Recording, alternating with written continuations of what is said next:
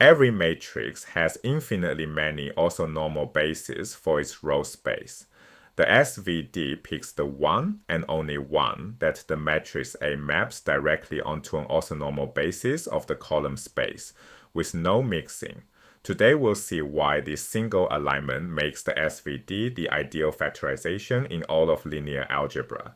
Let's start with the setup. A is an n by n matrix with rank R. It has 4 fundamental subspaces.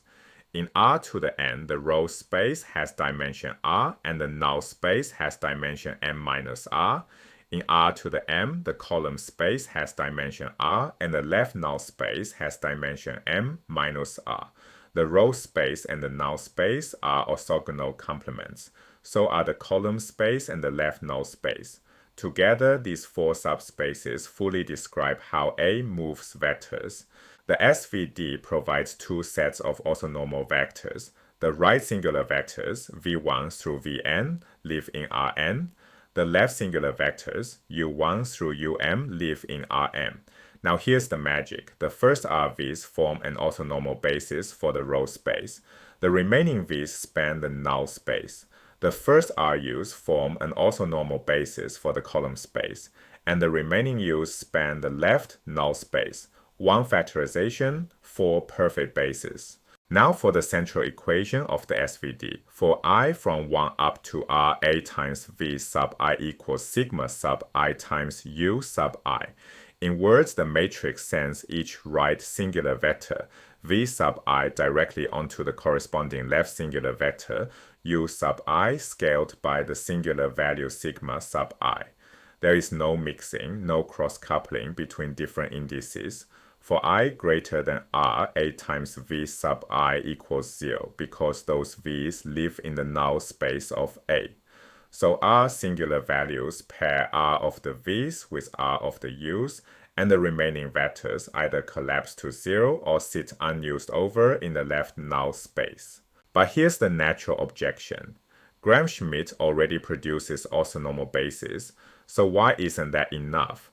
Let's see what goes wrong. Take any 2 perpendicular unit vectors, q1 and q2, sitting in the row space. Now apply A, their images, A times q1 and A times q2, land in the column space, but in general, they are no longer perpendicular.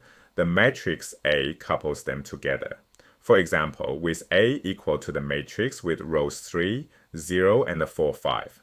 If we pick q1 as 1, 0, and q2 as 0, 1, then aq1 becomes 3, 4, and aq2 becomes 0, 5.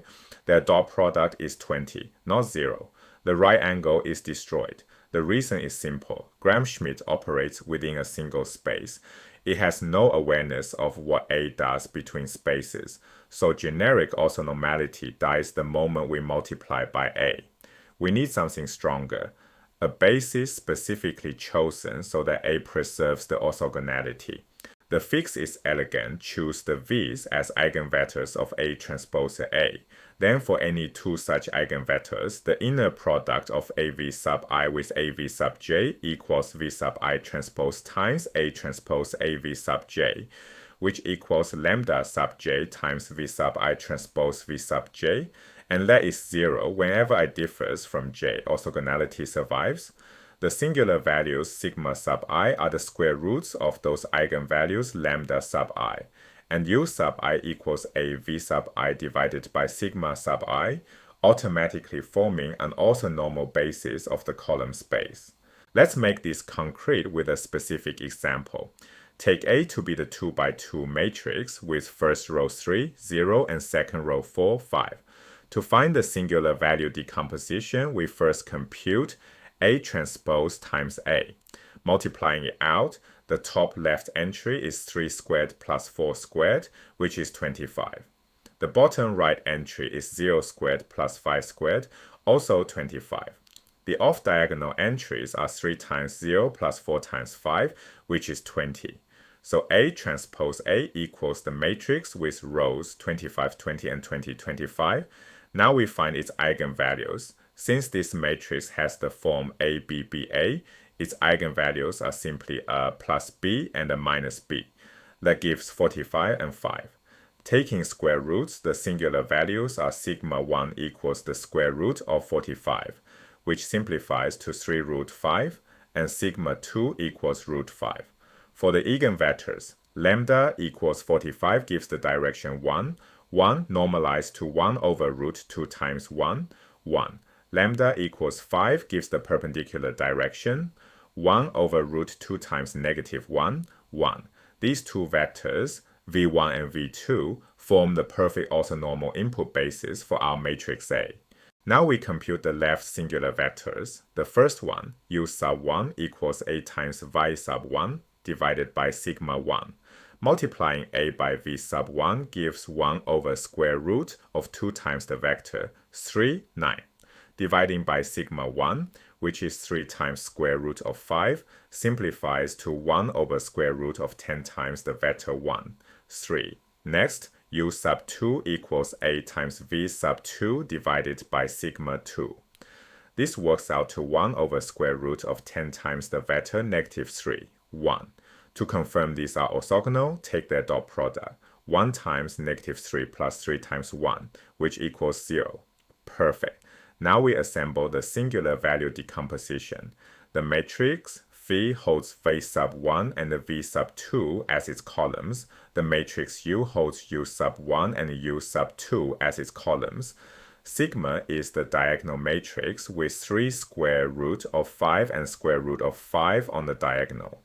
Putting it all together, A equals U times sigma times Y transpose. Step back for a moment. The equation A equals U sigma V transpose tells us that A acts as pure scaling. Once you view its inputs through the V basis and its outputs through the U basis, the SVD simultaneously diagonalizes A across two different spaces, the input space and the output space.